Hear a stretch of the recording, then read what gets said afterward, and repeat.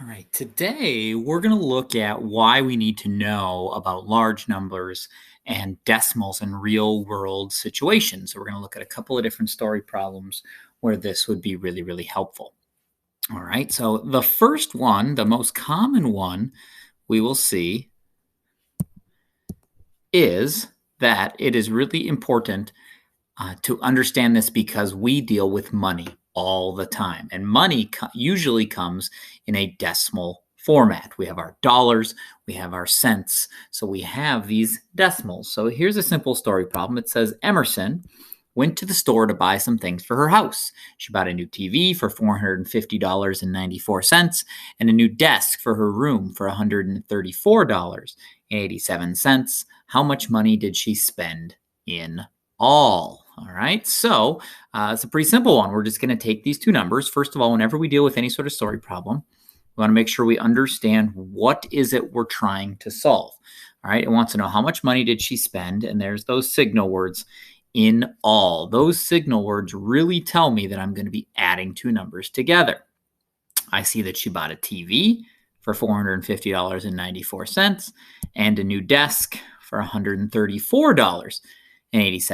So I feel pretty confident that if I just add those two numbers together, I will get your total. So once again, it's decimal. So I line up that decimal, $450.94, and I'm going to add on $134.87.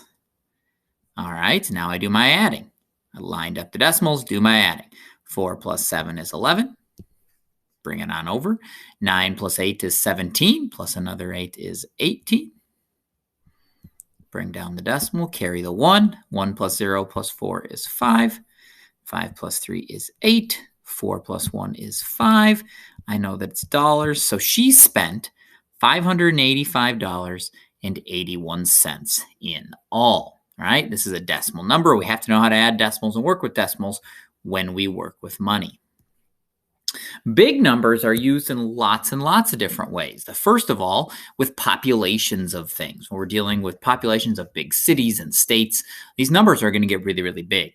So we have two cities in our area called Minneapolis and St. Paul. They are the twin cities. They're right next to each other. So our question says, hey, Minneapolis has a population of 425,403 people. And St. Paul has a population of 307,695 people. Here's our question. How many more people live in Minneapolis than St. Paul? All right, so I'm trying to figure out how many more people live in the bigger city of Minneapolis than St. Paul. So that doesn't mean I'm going to add these together.